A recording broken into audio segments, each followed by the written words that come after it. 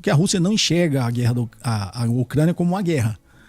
Tanto que a Rússia classifica como uma operação militar especial. Que é o quê? De retomada de território? O que eles consideram Aquilo é ali? uma coisa de defesa, tá? Porque qual que é o problema da Ucrânia? Temos tempo para falar de história aqui, né? Meu irmão, você Então, que manda. Caiu o Bloco Soviético, caiu o Muro de Berlim em 89, o Bloco Soviético oficialmente caiu em 1991. Quando o Bloco Soviético caiu, existia lá, pelo menos sob esse ponto de vista geopolítico, um grande estadista que se chamava Mikhail Gorbachev. Mikhail Gorbachev se reuniu com o Ocidente, principalmente com os Estados Unidos. Tinha um representante lá, um primeiro chanceler alemão, vou lembrar o nome dele aqui, e o secretário de Estado americano, James Baker. O secretário de Estado americano, o chanceler Hans-Dietrich Secher, uma coisa assim, que era a maior potência da Europa na época, e o secretário de Estado americano. Se reuniram com o Gorbachev em 1991, prometeram, foi inclusive um acordo feito para reunificar a Alemanha, prometeram que a OTAN não ia avançar para o leste europeu. Né? Porque o leste europeu, se você sabe, na Guerra Fria, tinha a OTAN de um lado, que era a organização do Tratado Atlântico Norte, que era o lado ocidental, e do lado da União Soviética era o Pacto de Varsóvia, que era um pacto militar que unia todos os países do leste europeu. Quando o Bloco Soviético caiu, definhou economicamente caiu, o acordo que o Ocidente fez com a Rússia, até então, o Gorbachev, até então a União Soviética, depois recuou e virou só a Rússia, que a OTAN não ia se expandir para o leste, ou seja, aonde era um domínio do Pacto de Varsóvia. Então, o Pacto de Varsóvia podia ser dissolvido. A Rússia não precisaria manter esforços militares nos países do leste europeu, porque a OTAN não... Isso foi um acordo, isso está documentado na reunificação da Alemanha. O que os Estados Unidos fez? Em 1994, Bill Clinton oficializou que a OTAN ia avançar para o leste europeu. Então, quando você pega o mapa da Europa, você imagina o mapa da Europa. No extremo ocidental aqui, Portugal, Espanha, aí vem a França, lá numa ilha lá no norte, o Reino Unido, aí você desce Holanda, né? A Bélgica, aí você desce um pouquinho a Itália, mais para baixo aqui, já na transição por Oriente Médio, a Grécia, a Turquia e a Geórgia. Isso aqui era, digamos assim, o lado ocidental. Passava um risco ali que foi passado na Segunda Guerra Mundial, dividia a Alemanha no meio, Alemanha Oriental, Alemanha Ocidental. E aí vinham os outros países, Tchecoslováquia, na época, hoje República Tcheca e a Eslováquia, a Eslovênia, Hungria, Romênia, Bulgária, né? Mais para cima ali, Polônia, a Lituânia, Estônia, Letônia, já chegando, e a Ucrânia já chegando na fronteira da Rússia. Então aquilo era o leste europeu, era dominado pelo Pacto de Varsóvia, era protegido pelo Pacto de Varsóvia. Polônia também tá nesse bolo, afinal Varsóvia tá dentro da... Exatamente, está nesse bolo. Aí o que os Estados Unidos em 94 fez? Falou, nós vamos avançar, quebrando o acordo que tinha feito com a Rússia. Aí avançaram em 1994, se não me engano, eles colocaram a Polônia, a República Tcheca e a Hungria na OTAN. Tá. A Rússia protestou, mas ali ainda não estava na fronteira da Rússia. Meio longinho ainda, protestou, né? Tal como hoje, né? Protesta, mas fazer o quê? Não tinha. Nossa, como a Polônia já é bem perto, que é a Polônia, a Ucrânia e a Rússia, né? É a Polônia mais ali em cima, a Ucrânia um pouquinho mais embaixo, mas é a Polônia. E aí, em 2004, isso foi em 99, em 2004, aí começou a botar o resto dos países. Tá. Em 2004, ele botou já na fronteira com a Rússia a Estônia e a Letônia, muito perto ali, que não tem fronteira terrestre com a Rússia, a Lituânia, aí colocou mais para baixo ali a Romênia e a Bulgária. Fora os outros países, Eslovênia, Eslováquia, colocaram na OTAN. Vários países. A gente está entendendo esse avanço da OTAN avanço da OTAN. Agora, por que você acha que eles foram fazendo esses avancinhos para pertinho da Rússia ali? Para encher o saco ou para conter? O que estava acontecendo? Para encher o saco e por arrogância. Porque os Estados Unidos, depois que o Bloco Soviético caiu, fez esse acordo, mas falou... Foda-se, eu sou a única potência do mundo, faço o que eu quero. Que é o que ele está fazendo agora. Por que ele fez isso com a Venezuela? Quem que vai me enfrentar? Ninguém vai fazer nada. Eu sou a potência. Só que tem um problema. A Letônia e a Estônia já tinha fronteira com a Rússia. A Romênia e a Bulgária fica ali no Mar Negro. Você pegar a Rússia ali mais no sul ali, tem o Mar Negro, aí tem a Ucrânia de um lado, a Geórgia do outro, a Romênia, a Bulgária e a Turquia, que já é a Europa na transição por Oriente Médio. O Mar Negro é muito estratégico para a Rússia, porque no Mar Negro é o que liga, primeiro é rico em petróleo e gás, e segundo, o Mar Negro liga a Rússia no Mar Mediterrâneo. Tem muita coisa de geopolítica que tem a ver com logística, tá? Sim. Para escoar tudo da Rússia, ele precisa do Mar Negro. Tanto que a maior base naval da Rússia fica ali na pontinha da Ucrânia, que chama pontinha da Crimeia, que a Rússia já tomou, que é a Sebastopol. É a maior base naval da Rússia. Fica ali. Ô, Vitão, coloca na tela aqui um mapa do Mar Negro e mediações ali pra gente ver. Então, assim, aquilo pra Rússia é estratégico. E a Rússia não é boba, porque o Império Britânico, no século XIX, em 1900 Qual que tu acha melhor aí, Rubor? Esse aí? Pode ser. Ah, tá. Pega um da Europa inteira. Pega um da Europa inteira, então. Pronto. Vai. Pega um da Europa inteira que... Então, ali, pra Rússia, aquilo ali... O que eu falo, você tem que estudar a história. No século XIX, mais precisamente 1853, o primeiro-ministro britânico, Lord Palmerston, já tinha divulgado que a estratégia do Império Britânico para cercar a Rússia e impedir que a Rússia se tornasse uma pequena potência e não se tornasse uma potência mundial no século XIX, era cercar a Rússia no Mar Negro. Como que ele cerca a Rússia no Mar Negro? Toma a Ucrânia, toma a Romênia, toma a Bulgária, a Turquia e a Geórgia. Né? Uhum. Então você pega ali, tá vendo? Ó, a Ucrânia, a Romênia, a Bulgária, a Turquia e aquele cor-de-rosa ali é a Geórgia. Tá? Então você cerca a Rússia ali e ela não consegue sair para o mar Mediterrâneo.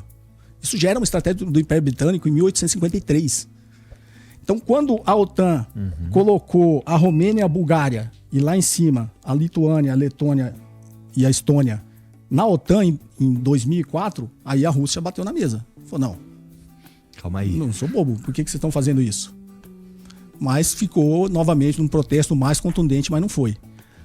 Aí a gota d'água foi quando em 2008 eles convidaram a Ucrânia e a Geórgia para entrar na...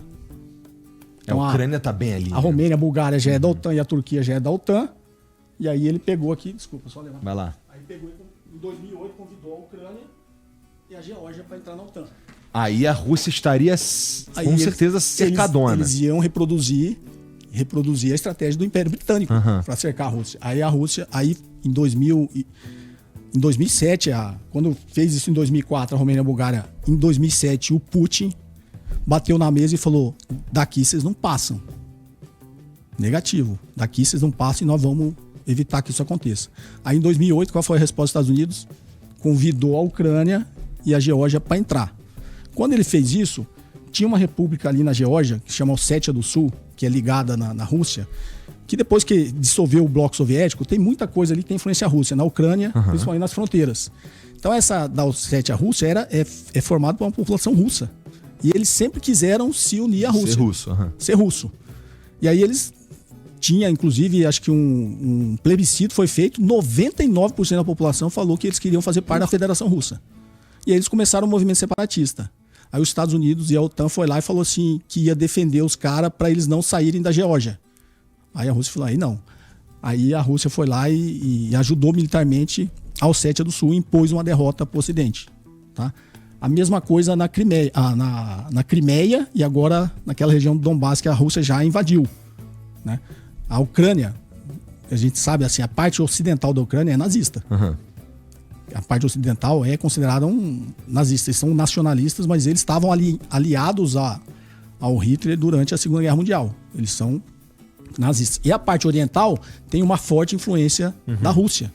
Eles são mais ligados à Rússia, principalmente aquela região do Donbass. É um povo russo, fala russo. Sim. O que aconteceu, se não me engano, aquele Yanukovych, acho que era final da década de 90, ele era neutro, mas atendia o interesse russo e ocidental, era uma coisa neutra.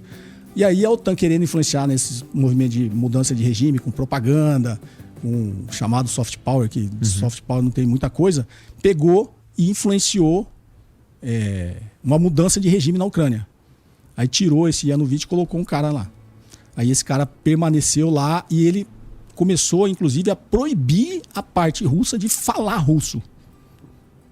Puta, aí fudeu, né? Todo mundo fica puto. Não vou proibir você de falar português da noite pro dia. Aí ele começou a perseguir essa população russa.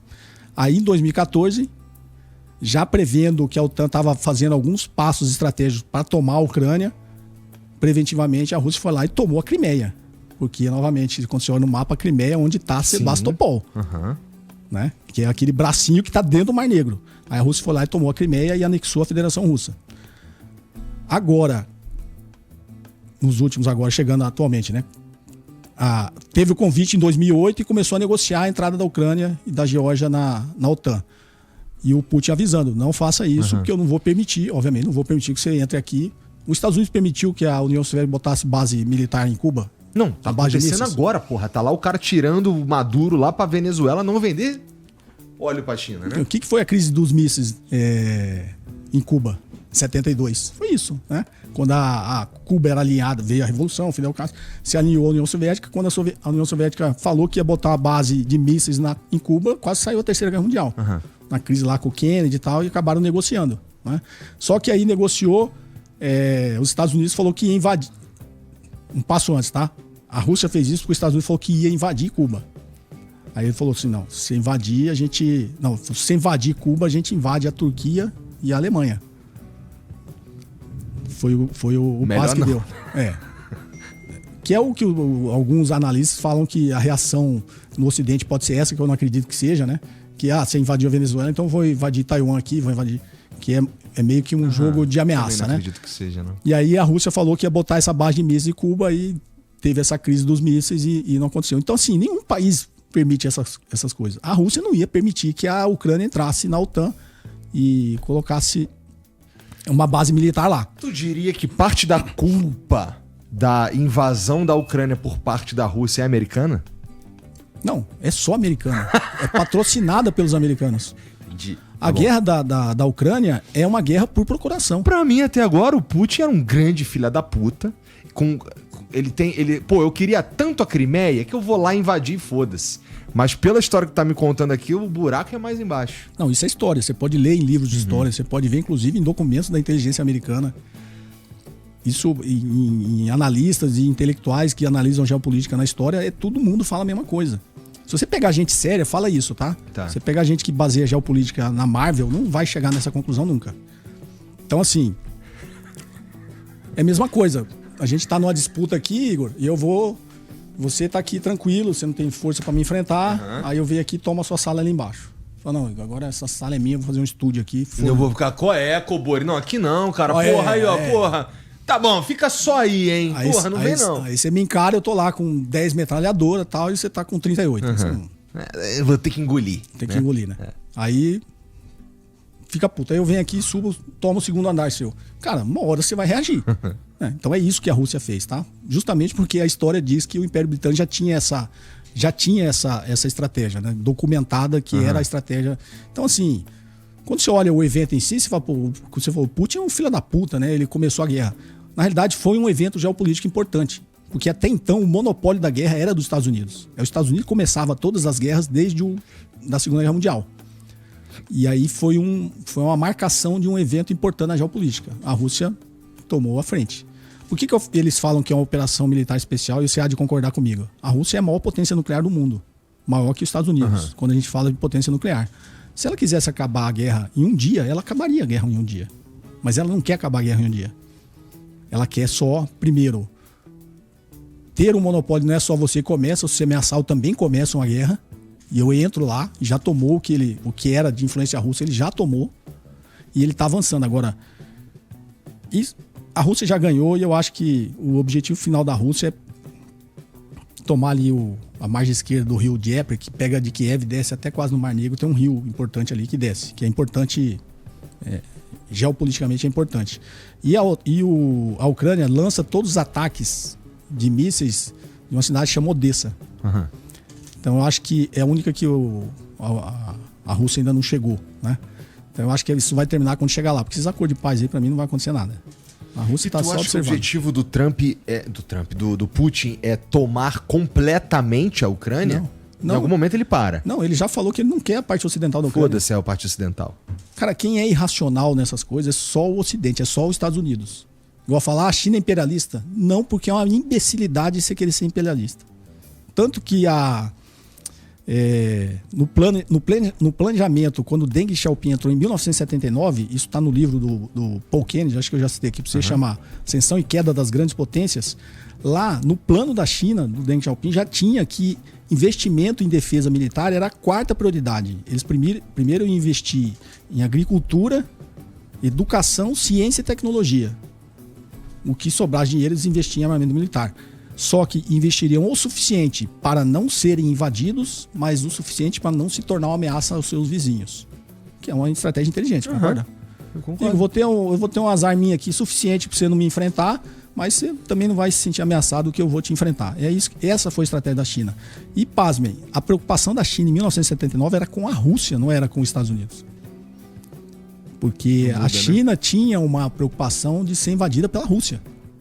Tanto que a Rússia não colaborou com o programa nuclear da China. A China desenvolveu seu armamento nuclear sozinha. Ela queria até porque eles tinham um alinhamento ideológico depois da Revolução Comunista.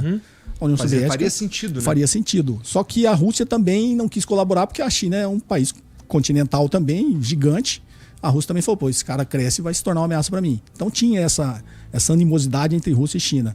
E os Estados Unidos ajudou a China porque achou que ajudando a China a se tornar uma potência, a Rússia seria um aliado contra a Rússia, conteria uma futura pretensão de expansionismo russo.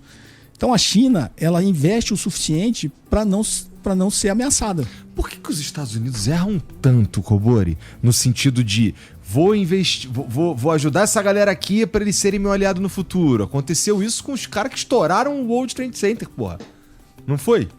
Então, os caras, eles financiam alguns movimentos e depois eles tomam na bunda, acho que o quê? 90% das vezes? Isso chama-se arrogância e racismo. É?